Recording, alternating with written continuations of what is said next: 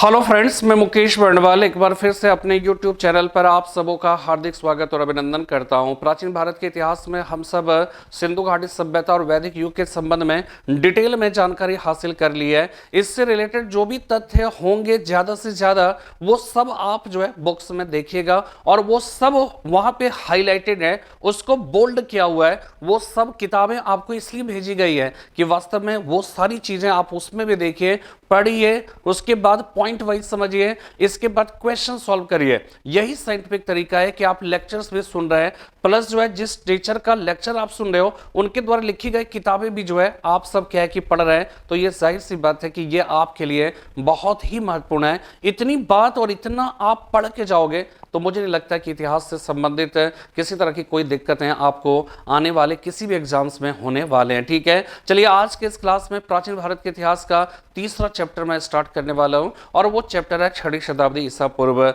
जैसा कि आपने देखा होगा सिंधु घाटी सभ्यता या फिर वैदिक युग के बारे में जब हमने स्टार्ट किया था तो हमने पहला जो वीडियो बनाया था इन दोनों चैप्टर्स के, उस वीडियो में हमने सबसे पहले एक परिचय देने की कोशिश की थी। तो आज की इस क्लास में हम सब 6वीं शताब्दी ईसा पूर्व का एक परिचयात्मक व्याख्यान देंगे। ठीक है, और आप सुनेंगे और ये इंट्रोडक्टरी जो लेक्चर है ये वास्तव में बहुत ही महत्वपूर्ण होता है। और इसलिए महत्वपूर्ण होता है क्योंकि इससे हमें एक प्रीफेस कहते हैं ना, किसी भी विषय का, किसी भी चैप्टर का एक अध्याय या एक कह सकते हैं कि उसकी जो प्रस्तावना होती है, उस प्रस्तावना में क्या होता है कि उसका एक इंट्रोडक्शन होता है। उस कहते हैं प्रस्तावना किसी भी विषय के प्रारंभिक परिचयात्मक जो है भाग है, उसी भाग को हम क्या कहते हैं, उसी को हम लोग कहते हैं आपका कह सकते हैं कि उसी को प्रीफेस कहते हैं। तो जो पहला वीडियो होता है हर चैप्टर का वो मेरा एक प्रीफेस की तरह होता है, प्रस्तावना की तरह, उद्देशिका की तरह होता है और उसमें हम आपको यह बताते हैं कि वास्तव में इसमें हम पढ़ने क्या वाले हैं। ठीक है ना, तो देखिए 6वीं शताब्दी ईसा पूर्व 6th सेंचुरी बीसी बहुत ही महत्वपूर्ण जो है ये काल है। ठीक है, और इस 6th सेंचुरी बीसी में कौन कौन सी घटनाएं घटित हुई है। ठीक है, इसका दूसरा नाम जो है बौद्ध एज है या बौद्ध युग है।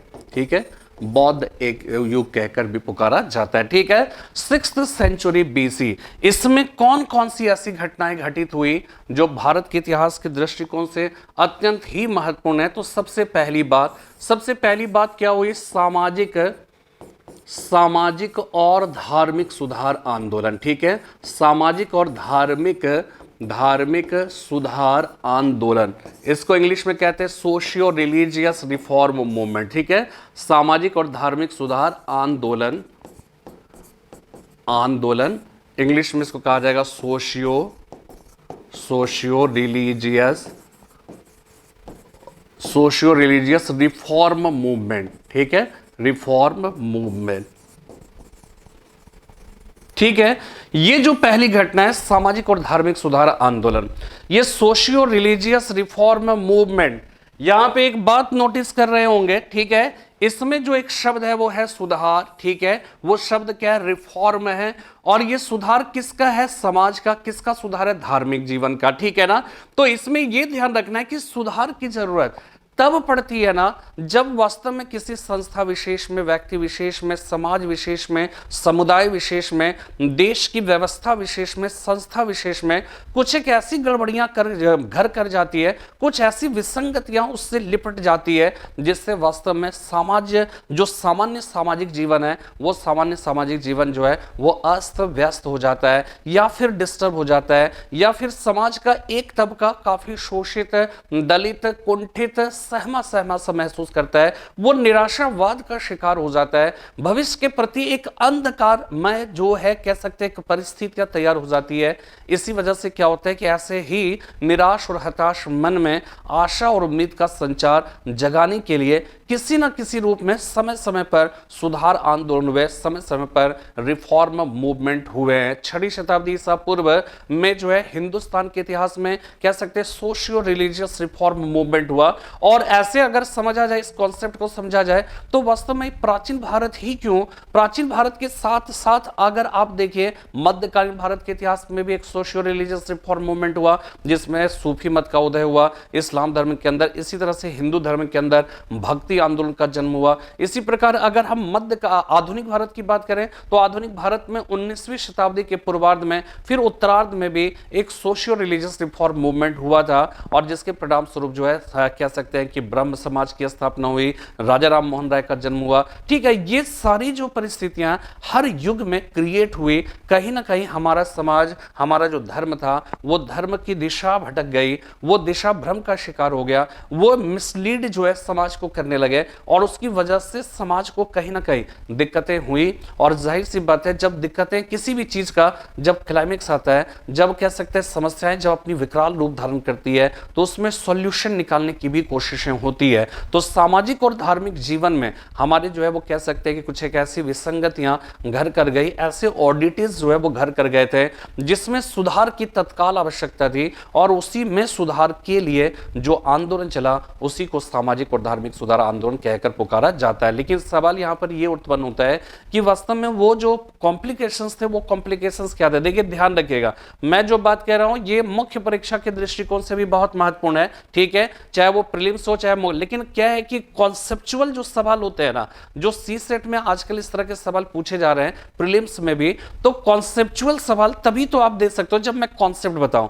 सिर्फ फैक्ट्स तो आते नहीं है ना, लेकिन बल्कि उसके साथ जो है कॉन्सेप्ट भी आते हैं। तो कॉन्सेप्ट को अगर आपको पकड़ना है, कॉन्सेप्ट को समझना है, तो जाहिर सी बात है उसमें प्रीलिम्स और मेंस में क्या होता है कि वहां पर एक दोनों चीजें एकदम घालमेल हो जाता है, एक तरफ से घुल मिल जाता है, और बल्कि दोनों का जो है प्रेजेंटेशन वो करना पड़ता है अपने लेक्चर्स में। ठीक है, तो आज की इस क्लास में हम लोग इस बात को समझे कि आखिर में क्या ऐसी दिक्कतें हुई जिसकी वजह से हम लोग इस बात को समझने की कोशिश करेंगे कि सामाजिक और धार्मिक सुधार आंदोलन हुए क्यों। ठीक है ना, तो ये जो है ये पहला हमारा चैप्टर होगा।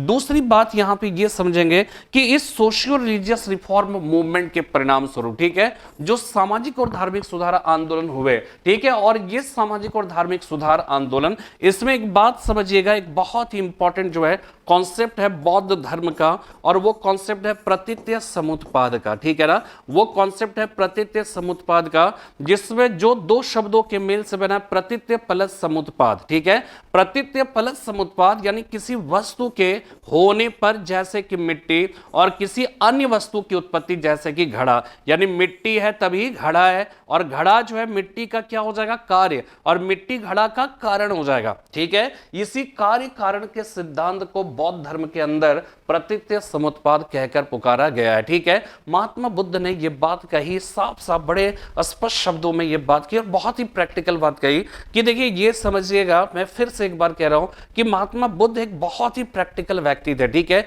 उनकी जो फिलॉसफी है ना, उनकी जो कह सकते हैं उनका जो मंतव्य है, उनकी जो विचारधारा है, वास्तव में समाज की जो समस्याएं हैं ना, उन समस्याओं का व्यवहारिक समाधान प्रस्तुत करता है। इसलिए महात्मा बुद्ध को थोड़ा सा हम लोग को मतलब जो है, जैसे जब आप लोग एग्जाम्स वगैरह दोगे ना, मेंस वगैरह में, सिविल सर्विसेज वगैरह में, तो आप समझ जाइए बौद्ध धर्म वगैरह सब सामान्य अध्ययन की भी बहुत ही मुख्य परीक्षा के दृष्टिकोण से इंपॉर्टेंट टॉपिक है। तो महात्मा बुद्ध ने जो है वो क्या है कि एक बात कही स्पष्ट रूप से, उन्होंने कहा कि इस दुनिया में कोई भी ऐसी वस्तु नहीं है जिसका कोई ना कोई कारण मौजूद ना हो। ठीक है, महात्मा बुद्ध ने एक बात कही कि इस दुनिया में कोई भी ऐसी वस्तु, कोई भी ऐसी घटना नहीं है जिसका कोई ना कोई कारण मौजूद ना हो। आप खुद देखिए, अपने आसपास के किसी भी जो है वस्तु पे नजर डालिए, किसी भी घटना पे नजर डालिए, किसी भी प्रकृति की जो है कह सकते हैं कि उसके किसी भी घटक पर अगर नजर डालेंगे तो हर एक का एक कारण मौजूद होगा,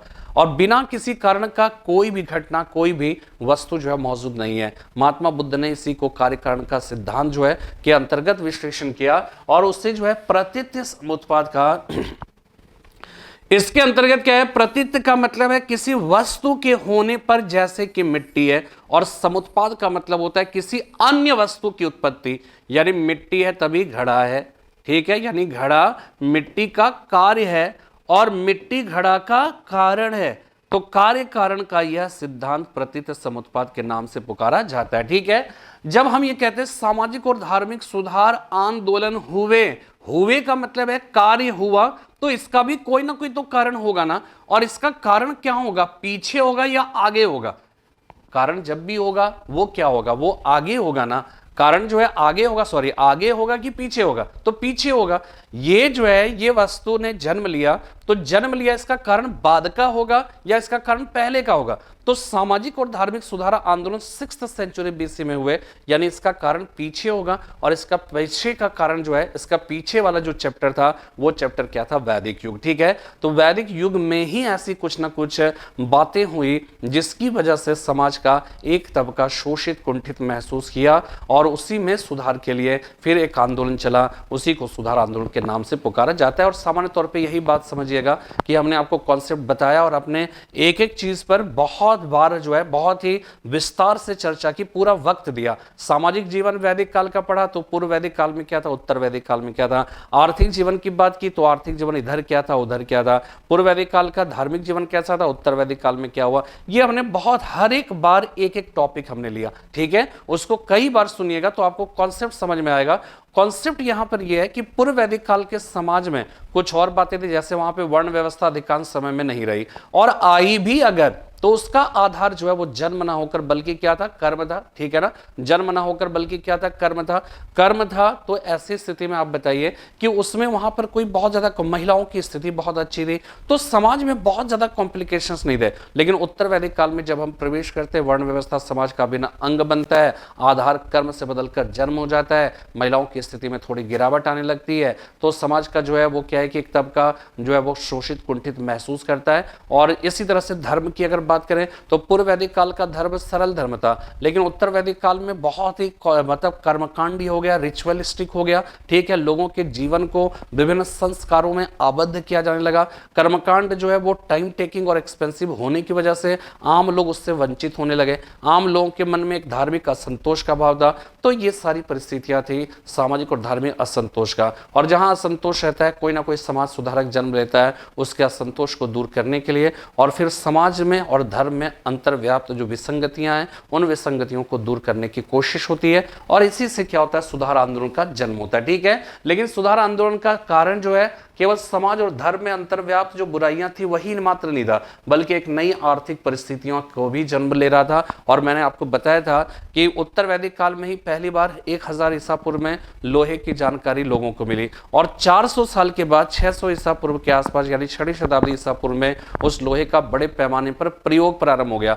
तो उससे क्या हुआ कि कृषि के क्षेत्र में भूमि का जो जुताई है वो कहीं गहरे जो है वो क्या है कि गहरे तक जो है वो होना प्रारंभ हो गया, जिसकी वजह से उसकी उर्वरा क्षमता जो है वो बढ़ने लगी। तो कहीं ना कहीं जो उससे क्या हुआ, सरप्लस प्रोडक्शन की गुंजाइश बनी, और सरप्लस जो प्रोडक्शन था यानी कृषि का इंपॉर्टेंस बढ़ा। दूसरी इंपॉर्टेंट बात कि उसकी वजह से जो सरप्लस प्रोडक्शन हुआ, सरप्लस प्रोडक्शन की वजह से फिर दूसरी नगरीय क्रांति हुई तो नगरीय जनजीवन एक अलग तरह की व्यवस्था की मांग करता था और उसके लिए एक सपोर्ट चाहता था। तो जैन और बौद्ध धर्म ने, विशेषकर बौद्ध धर्म ने उन तमाम नवीन परिस्थितियों का सपोर्ट किया, तो सब ने बौद्ध धर्म को सपोर्ट किया, इसलिए बौद्ध धर्म का क्या हुआ, उदय हुआ, या उसकी विकास की मार्ग उसने प्रशस्त किया। ठीक है ना, तो ये सारी जो चीजें ये बात हम लोग यहाँ पे करेंगे। ठीक है ना, इसके बाद इस सोशियो रिलीजियस रिफॉर्म मूवमेंट के परिणाम स्वरूप लगभग 62 धार्मिक संप्रदायों का उदय हुआ था, जिसमें जैन एवं बौद्ध धर्म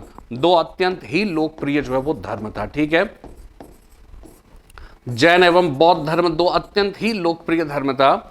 और इसमें देखिए हम लोग जैन धर्म के बारे में डिटेल में समझेंगे, बौद्ध धर्म के बारे में समझेंगे, और सब छोटी छोटी जो बातें हैं ना सबको जो है हम लोग बताएंगे। ठीक है, कि उनके जो है माता पिता कौन थे, उनका जन्म कब हुआ, ये सब छोटी छोटी बातें हैं, वो तो मैं देखूंगा, बल्कि आप उसमें किताब में देख लीजिएगा तो ज़्यादा अच्छा रहेगा, क्योंकि उसमें जन्म और मृत्यु कब हुई, माता पिता का नाम क्या था, ये सारी चीज़ें जो है वो क्या है कि वो आपको वहाँ पर मिल जाएगा। हम लोग यहाँ पर इस बात को थोड़ा समझ लेंगे कि वास्तव में जैन धर्म की फिलॉसफी क्या थी, उनका सिद्धांत। और सिविल सर्विसेज वगैरह सब में देखिए ध्यान रखिएगा कि अब जो कह सकते हैं कि जो सिविल सर्विसेज का जो पैटर्न चेंज हुआ है, उस बदले हुए पैटर्न में जो है आप इस बात को समझ लीजिए कि उसमें आपको कॉन्सेप्ट पे ज्यादा फोकस होना है। ठीक है, फ्रॉम द वेरी बिगिनिंग, यानी कि आपको प्रीलिम्स में, आप ये मत सोचिए कॉन्सेप्ट का मतलब मुख्य परीक्षा में जाएंगे तब देखेंगे।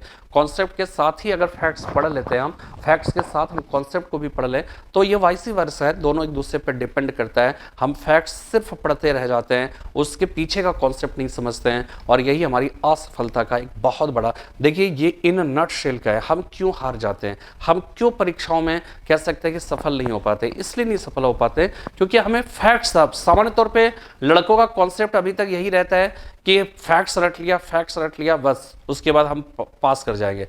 लेकिन ऐसा नहीं होता है, फैक्ट्स के साथ कॉन्सेप्ट रटना पड़ता है, या समझना पड़ता है। तो कॉन्सेप्ट यहाँ पे क्या है कि जैन और बौद्ध धर्म जो है, दोनों की फिलॉसफी क्या है, ठीक है, बौद्ध धर्म की क्या फिलॉसफी है, दोनों में क्या समानता क्या असमानता है। महात्मा बुद्ध अनात्मवादी हैं, जैन धर्म जो है अनेकात्मवादी है। महात्मा बुद्ध जो है वो क्या है कि वो क्षणिकवाद की बात करते हैं, थ्योरी ऑफ मोमेंटिनेस की बात करते हैं।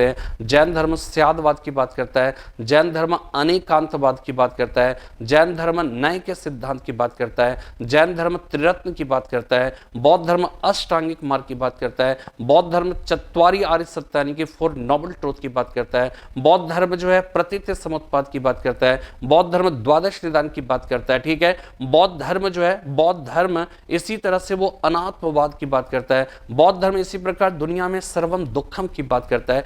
तो ये सारी जो चीजें है ना, ये बातें जब तक आप नहीं समझोगे, वास्तव में जो है वो क्या है कि ये अपने आप में जो है इतना कॉन्सेप्चुअल है। रट लिया जैन धर्म कि महात्मा बुद्ध के पिता का नाम क्या था, कितने साल की अवस्था में गृहत्याग किया, गृहत्याग की घटना को क्या कहा जाता है, महात्मा बुद्ध ने प्रथम उपदेश जो दिया उसे क्या कहा जाता है।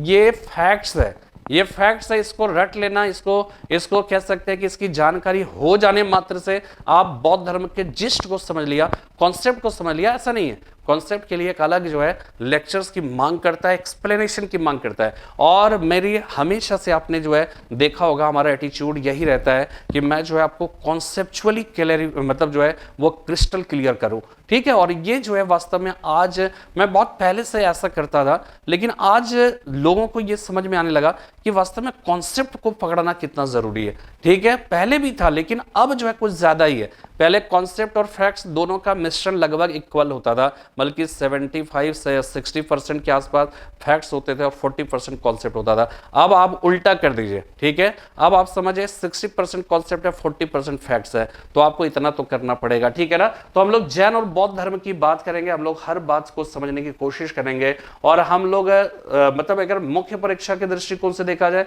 तो इसमें यह होता है कि कैसे हम कह सकते हैं बौद्ध धर्म जो है एक कह सकते हैं कि प्रासंगिक धर्म है, या फिर हम ये कह सकते हैं बौद्ध धर्म की देन क्या है, कंट्रीब्यूशन बुद्धिज्म या जैनिज्म क्या है, ठीक है। ये सारी बातें हम लोग समझने की कोशिश करेंगे, ठीक है। या महात्मा बुद्ध की जो फिलॉसफी है उसमें कौन सा उनका एक सिद्धांत है जो विश्व के संपूर्ण मानव जगत को बौद्ध धर्म का दिया गया सबसे बड़ा योगदान माना जाता है, ठीक है। तो ये सारी बातें हम लोग समझने की कोशिश करेंगे, ठीक है। तो ये हो गया जैन और बौद्ध धर्म हो गया। इसके बाद नेक्स्ट अगर आप बात करिए कि तीसरी महत्वपूर्ण घटना है द्वितीय नगरीय क्रांति, ठीक है। इस काल में क्या हुआ, द्वितीय नगरीय क्रांति, ठीक है। सेकेंड अर्बन रिवॉल्यूशन, ठीक है। दूसरी नगरीय क्रांति, सेकेंड अर्बन रिवॉल्यूशन, ठीक है। दूसरी नगरीय क्रांति की जब बात होती है ना, ये बहुत ही इंपॉर्टेंट जो है वो क्या है कि कॉन्सेप्ट है। और इसमें क्या होता है कि एक इंडस वैली सिविलाइजेशन है, इसके बाद हो जाएगा 6th सेंचुरी बीसी, ठीक है। 6th सेंचुरी बीसी हो जाएगा, ठीक है। दो चीजें, इंडस वैली सिविलाइजेशन, ये फर्स्ट अर्बन रिवॉल्यूशन यहां पे हुआ, यहां पे सेकेंड अर्बन रिवॉल्यूशन हुआ, ठीक है। यहां पर सेकेंड अर्बन रिवॉल्यूशन हुआ।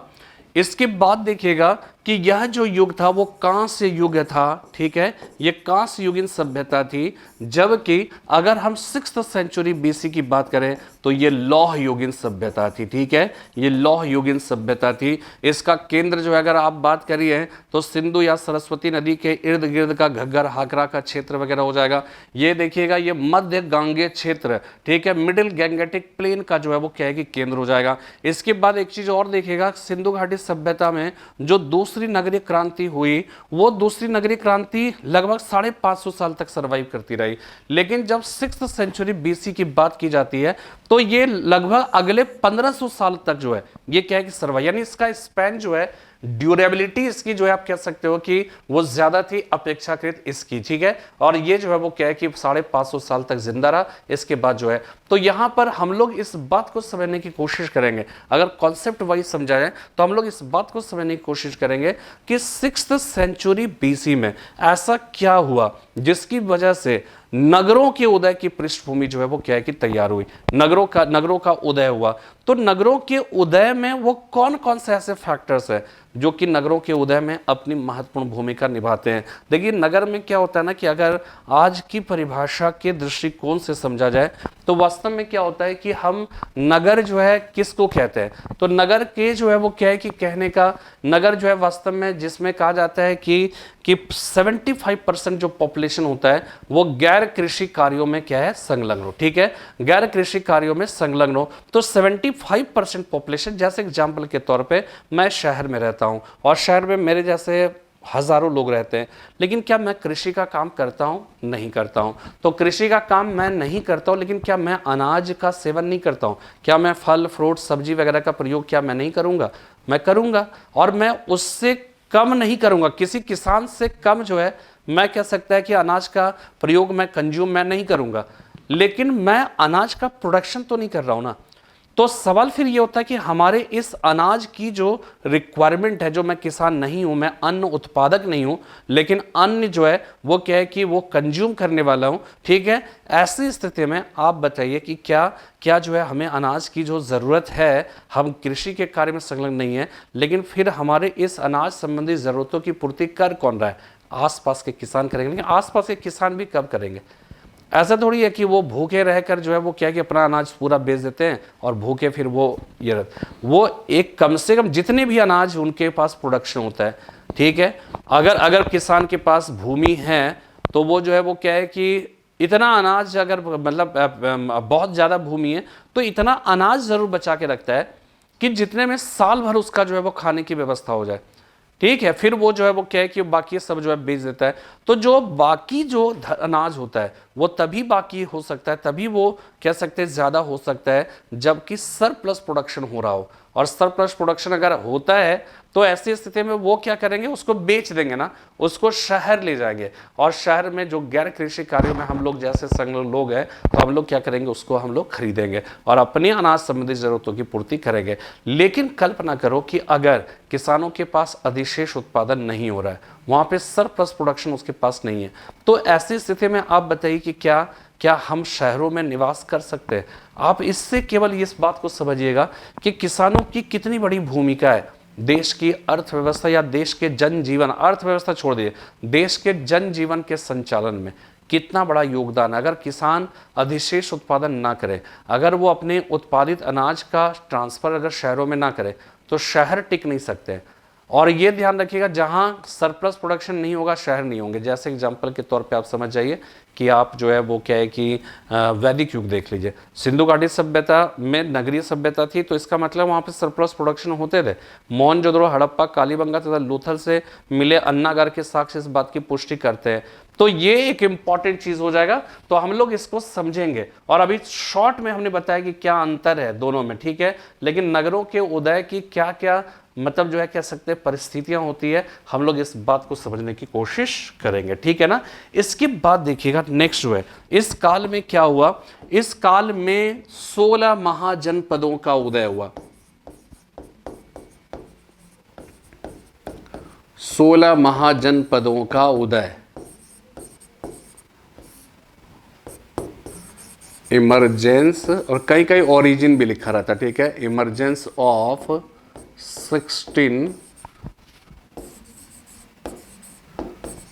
16 महाजनपद। ठीक है, 16 महाजनपदों का उदय, इमरजेंस ऑफ 16 महाजनपदा, ठीक है। और ये 16 महाजनपद क्या है, इसकी भी बात समझिए, इसके कॉन्सेप्ट को अगर आप समझेंगे, ठीक है ना। इंडस वैली सिविलाइजेशन से यहाँ पर इसका कोई मतलब नहीं है। एक है अर्ली वैदिक पीरियड, ठीक है, अर्ली वैदिक पीरियड हो गया, ठीक है। इसके बाद हो जाएगा लेटर वैदिक पीरियड हो जाएगा, लेटर वैदिक पीरियड। इसके बाद क्या हो जाएगा 6th century BC, 6th century BC हो जाएगा, ठीक है। अब यहां पे देखिए पूर्व वैदिक काल में हमने एक बात बताई थी कि जन शब्द की चर्चा यहां पे कितनी बार मिलती है, 275 बार, लेकिन जनपद शब्द का एक बार भी उल्लेख नहीं मिलता है, ठीक है। जनपद शब्द का एक बार भी उल्लेख नहीं मिलता है, ठीक है। जन शब्द की चर्चा 275 बार है, लेकिन जनपद शब्द का एक बार भी उल्लेख नहीं मिलता है, ठीक है। लेकिन जैसे ही उत्तर वैदिक काल में हम जाते हैं, यहां पे जनपद शब्द का उल्लेख मिलना प्रारंभ हो जाता है, ठीक है। यहां पे जनपद शब्द का उल्लेख मिलना प्रारंभ हो जाता है। और यहां क्यों नहीं मिलता है, क्योंकि हमने आपको बताया था कि इस काल में पशुपालन अर्थव्यवस्था का मुख्य आधार था, और पशुओं के चारागाह की खोज में एक स्थान से दूसरे स्थान, दूसरे से तीसरे स्थान, एक स्थान से दूसरे स्थान, दूसरे से तीसरे से चौथा, चौथे से पांचवा, पांचवा से छठा। तो जब यहाँ पे पहुंचा तो आपके लिए इस जगह का कोई वैल्यू नहीं है, इस जगह का कोई वैल्यू नहीं रहा, इस जगह का कोई वैल्यू, यानी जगह का कोई जो है अपनी पहचान नहीं थी। और इसीलिए स्थान विशेष के द्योतक शब्द जनपद शब्द का ऋग्वेद में एक बार भी उल्लेख नहीं मिलता है, ठीक है। तो अर्थव्यवस्था का मुख्य आधार क्या था, पशुपालन। लेकिन जैसे उत्तर वैदिक काल में हम प्रवेश करते हैं, अर्थव्यवस्था का मुख्य आधार क्या हो जाएगा, कृषि। तो कृषि जैसे ही होगा तो कृषि क्या कूद फांद कर तो आप कर नहीं सकते हो, स्थान बदल बदल कर तो कर नहीं सकते हो कि यहाँ खेत जोता, यहाँ बीज बोया, यहाँ फसल लहलहाए, रखवाली यहाँ पे की, इसके बाद यहाँ फसल उत्पादन हुआ, यहाँ पे कटाई, यहाँ पे मड़ाई, फिर वहाँ सेवन किया, ऐसा तो हो नहीं सकता है। अब क्या होगा, जो लोग जहां थे वहीं पर रुक जाएंगे। और कृषि अर्थव्यवस्था का मुख्य आधार होने की वजह से भूमि को कृषि योग्य भूमि में तब्दील करेंगे, फसल को सब लोग अपनी अपनी जगह पे फसल बोएंगे, ठीक है। फिर क्या करेंगे, सब उसकी देखभाल करेंगे, फसल के तैयार होने तक उसमें संघर्ष करेंगे, सिंचाई की व्यवस्था सब कुछ करेंगे, फसल लहलाएंगे, फिर उसकी कटाई होगी, सब जो जहां पे स्थित है सब वहीं पे रह जाएंगे। लेकिन किसी कारणवश जो है, मान लीजिए कि यहाँ पर मंदिर मस्जिद कुछ भी है, यहाँ पे ये लोग इकट्ठे हुए, ठीक है, इकट्ठे हुए। जब आप यहाँ पे इकट्ठे हो गए ना, ठीक है, ये सब ध्यान रखिए, क्यों हुआ, कृषि की वजह से, कृषि अर्थव्यवस्था का मुख्य आधार हो गया।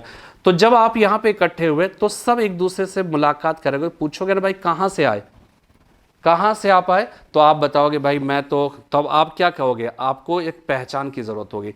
और फिर क्या करेंगे, मैं बांदा जनपद का, फतेहपुर झांसी जनपद से, मैं जो है वो क्या है कि सफाई से, तो मैं यहाँ से वहाँ से आया हुआ हूँ, ठीक है। तो क्या होगा, यानी उत्तर वैदिक काल में इसलिए जनपद शब्द का उल्लेख मिलना प्रारंभ हो जाता है, कुरु पांचाल, ठीक है ना। तो आप इस बात को समझिएगा कि इस तरह से 16 महाजनपदों का उदय हुआ, ठीक है, उसमें जो है नहीं सॉरी जनपदों का उदय हुआ। अब इसमें क्या है कि पूरे हिंदुस्तान में पता चला कि यहाँ पर एक कुछ जनपद हो गए, कुछ जनपद इधर हो गए, ठीक है, कुछ जनपद इधर हो जाएंगे, कुछ जनपद इधर हो जाएंगे, कुछ जनपद इधर हो जाएंगे, ठीक है, कुछ जनपद इधर हो जाएंगे, कुछ जनपद इधर हो जाएंगे, ठीक है। अब ये हो गया। अब क्या है कि कई जनपदों का उदय हुआ इस कारण से। अब इस जनपद में यानी कि क्या हुआ, भूमि विशेष का महत्व लोगों के जीवन में बढ़ने लगा। अब क्या होगा, भूमि के लिए लड़ाई होगी। अभी जो चाइना कर रहा है ना, चाइना की भूमि हड़पने का, मतलब आप सोच लीजिए चाइना की उत्पत्ति जब हुई थी और उसके पास जितनी जमीन थी, अभी उसके लगभग 2.5 गुना ज्यादा जमीन उसके पास हो गई। इतना जमीन हड़प लिया है उसने। उसके आसपास जो उसके जो कंट्रीज है ना, वो 15 देशों की सीमा को टच करता है और सबके साथ विवाद है। पता नहीं कौन सी खोपड़ी का उसका जो है वो इस्तेमाल करता है कि पता है। और आज जो सिचुएशन है, उस सिचुएशन में ये समझ में ही नहीं आ रहा है कि कैसे ऐसा सोच सकता है कोई देश जो है, इतना घटिया सोच कैसे हो सकती है कि कोरोना संकट की वजह से जब आपका इमेज पूरी दुनिया में कह सकते हैं कि वो गिरा है, ठीक है, वो डाउनफॉल हुआ है, तो आपको ऐसा काम करना चाहिए था जिससे वो इमेज, वो गुडविल क्रिएट होता। लेकिन आप उसको और पलीता लगाने पे लगे हुए। आप जो है कभी जापान के साथ उलझ जा रहे हैं, कभी ऑस्ट्रेलिया के साथ, कभी फिलीपींस के साथ, ताइवान के साथ, हांगकांग के साथ, तिब्बत, तमाम तरह की दिक्कत है, भारत के साथ, ठीक है, आप उलझ जा रहे हो। आप अभी रूस के साथ जो है व्लादिवोस्टोक जो है रूस का एक शहर है, नौसेना वो जो है वो केंद्र है, अब चाइना उस पर भी दावा ठोक दिया है। तो ये क्या दिखा रहा है? ये दिखा रहा है कि विस्तारवाद की नीति। और आज ही मोदी जी ने जो है लेह में जो अपना स्पीच दिया, उन्होंने एकदम साफ साफ कहा विस्तारवाद का युग खत्म हो चुका है, ठीक है, अब विकासवाद का युग है। तो चाइना जो है वो क्या कर रहा है कि वो वास्तव में विस्तारवाद की जो नीति, यहां पर भी जस्ट लाइक ऐसे ही समझिएगा कि यहां पे अब भूमि विशेष का महत्व लोगों के जीवन में बढ़ गया। अब इसमें से ये जनपद है ना, इसमें से कोई ना कोई तो शक्तिशाली होगा ना, कोई जो अन्य से ज्यादा, तो जो शक्तिशाली होगा उसने आसपास के जनपदों में, आसपास के जनपदों पर अपना प्रभाव स्थापित किया, अपना प्रभाव स्थापित किया, अपना प्रभाव स्थापित किया, अपना प्रभाव स्थापित कर लिया। और एक जनपद में जब कई जनपद मिल गए तो इसका रूप बदलकर महाजनपद, महाजनपद, महाजनपद, महाजनपद, महाजनपद, और इसी तरह से जो है अंग, मगध, काशी, वात्स, कौशल, अवंती, चेदी, इस तरह के 16 महाजनपदों का उदय कब होता है? 6th सेंचुरी BC में। ठीक है, तो ये कॉन्सेप्ट है, इसको समझना है, इसको पकड़ना है। अभी तो मैं ब्रीफ में बता रहा हूं, ठीक है ना। तो ये जो है वो क्या है कि 16 महाजनपदों का उदय हुआ। अब इन 16 महाजनपदों में भी जो है, अब ये शक्तिशाली था जनपद, तो इसने क्या किया, इस शक्तिशाली जनपद ने क्या किया, दूसरे पर अपना प्रभाव स्थापित किया। जनपद में कई जनपद मिल गए, महाजनपद, लेकिन इन सारे जनपदों में कोई एक महाजनपद पावरफुल था, उसने पावरफुल था और उसने सभी महाजनपदों को अपने में मिला लिया। तो एक जनपद में कई जनपद मिल गए, तो जनपद का रूप बड़ा हो गया, तो हो गया महाजनपद। अब एक महाजनपद में कई महाजनपद मिल जाएंगे तो फिर वो क्या हो जाएगा? साम्राज्य। फिर उसका रूप बदलकर क्या हो जाएगा? एम्पायर हो जाएगा। और इस तरह से मगध एम्पायर का उदय होगा, मगध साम्राज्य का उदय होगा। तो ये अपने आप में जो है वो क्या हो जाएगी? एक इंपॉर्टेंट बात हो जाएगी। 6th सेंचुरी BC, 16 महाजनपदों का उदय। ठीक है, तो 16 महाजनपदों का उदय हुआ, और इसमें क्या होगा कि मगध महाजनपद वो पावरफुल होगा, वहां पे हर्यक वंश, शिशुनाग वंश और नंद वंश का शासन होगा। और ये तीनों वंश जो है वो क्या करेंगे? वो जो है वो अपने साम्राज्य का विस्तार करेगा। और हर्यक, शिशुनाग, नंद वंश ने किस तरह से, किस रूप में जो है उसने अपने साम्राज्य का विस्तार किया, इसको हम लोग समझने की कोशिश करेंगे। ठीक है, और इस तरह से एक डायग्राम के थ्रू जो है मैं अभी भी आपको बता दे रहा हूँ कि मगध एम्पायर है, और यहाँ पर वास्तव में कितने वंशों ने शासन किया? हर्यक वंश। ठीक है, हर्यक वंश हो जाएगा, इसके बाद शिशुनाग वंश हो जाएगा। ठीक है, शिशुनाग वंश हो जाएगा, और इसके बाद हो जाएगा नंद वंश। ठीक है, इसमें हर्यक वंश के जो इंपॉर्टेंट शासक होंगे वो हम लोग जो है देख लेंगे, क्योंकि प्रीलिम्स का भी फैक्ट्स को भी साथ में लेकर चलना है ना। ठीक है, तो यहाँ पे बिंबिसार हो गया। ठीक है, इसके बाद अजातशत्रु हो जाएगा, उदायन हो जाएगा, शिशुनाग में शिशुनाग हो जाएगा, काला शोक हो जाएगा, नंद वंश में घनानंद। ठीक है, महापद्मनंद हो जाएगा, महापद्मनंद, घनानंद हो जाएगा। ठीक है, और हर एक वंश का पहला शासक अपने अपने वंश का संस्थापक होगा। ये पितृहंता वंश होगा। बिंबिसार के अंग विजय, ये अंग विजय करके मगध साम्राज्य का विस्तार प्रारंभ करता है, और महापद्मनंद कलिंग को जीत लेता है। ठीक है, कलिंग को जीतता है। शिशुनाग जो है वो क्या है? अवंती को जीतता है। इसी प्रकार अजातशत्रु जो है वो कौशल, वैशाली को। उदायन ने पाटलिपुत्र को राजधानी बनाई। इन दोनों के समय में राजधानी राजगिरी थी, इसकी राजधानी जो है पाटलिपुत्र हो गई, पाटलिपुत्र शहर भी इसने बसाया। शिशुनाग ने कुछ दिनों के लिए वैशाली को राजधानी बनाई। ठीक है, और इस तरह से इसके बाद घनानंद है, इसकी चाणक्य और चंद्रगुप्त मौर्य हत्या करता है। फिर एक मौर्य वंश आता है। मौर्य वंश के समय में मगध साम्राज्य का और विस्तार होता है। ठीक है, और मौर्य वंश में कौन शासक हो जाएगा? अशोक। अशोक जो है वो क्या है? कलिंग विजय करता है। तो देखिए, कलिंग विजय महापद्मनंद ने भी किया और अशोक भी करता है। इसका मतलब कलिंग पहले मिल गया था, बाद में निकल गया, तो अशोक को फिर से जीतना पड़ा। और कलिंग विजय किया, और इधर बिंबिसार ने अंग विजय की। तो अंग विजय से कलिंग विजय तक, ठीक है, बिंबिसार के अंग विजय से मगध साम्राज्य के विस्तार की प्रक्रिया की शुरुआत होती है, जो अशोक के कलिंग विजय के साथ जो है पूरा हो जाता है। अशोक ने कलिंग युद्ध के बाद कोई युद्ध नहीं किया। तो क्यों नहीं किया? तो सब लोग यही कहेंगे कि भाई वो जो है अहिंसा का महान पुजारी हो गया, उसका मन द्रवित हो उठा। ठीक है, सारी बातें सही है, लेकिन इसका ये सही नहीं है कि वो इसलिए युद्ध नहीं किया कि वो अहिंसा का महान पुजारी हो गया। भेरी घोष धम्म घोष में तब्दील हो गया। यहाँ पर यह भी समझना है कि अशोक के बिंबिसार के अंग विजय से मगध साम्राज्य के विस्तार की जिस प्रक्रिया की शुरुआत हुई थी वो अशोक के कलिंग विजय के साथ पूरी हो गई। जितना मैक्सिमम एक्सपेंशन हो सकता था मगध साम्राज्य का, वो एक्सपेंशन हो चुका था। अब उसमें ज़्यादा गुंजाइश थी नहीं। तो जब गुंजाइश नहीं हो तो क्या होगा, तो फिर राजा ने, शासक ने कोशिश किया चलो अब जितना मैक्सिमम एक्सपेंशन हो सकता था वो तो हो गया, अब हमें क्या करना है, अब हमें इसको बेहतर बनाना है, इसमें बेहतर शासन देना है। तो बेहतर शासन देना है, दिलों को, लोगों के दिलों को जीतना है, तो धम्म नीति का पालन करता है। ठीक है। और वो धम्म नीति, बहुत लोग कहेंगे क्या है, बौद्ध धर्म, बहुत लोग कहेंगे नहीं बौद्ध धर्म नहीं है, नैतिक मूल्यों का दस्तावेज है। तो क्या सही है, ये सारी चीजें पढ़ना है अशोक के जो है, तो वो सब वो अलग चीज है। ठीक है। तो यहाँ पर ये है एक प्रकार से जो है हम लोग का 6वीं शताब्दी ईसा पूर्व का एक ब्रीफ इंट्रोडक्शन मैंने देने की कोशिश की, और आप सबके पास किताब भी पहुंच गई है, वो किताबें जरूर पढ़िए। ठीक है। आप पहले से भी पढ़ते रहिए तो फिर चीजें आपको ज्यादा बेहतर तरीके से समझ में आएगी। फिलहाल आज इतना ही, फिर मिलते हैं कल हम लोग एक नई वीडियो के साथ। तब तक के लिए जय हिंद, जय भारत।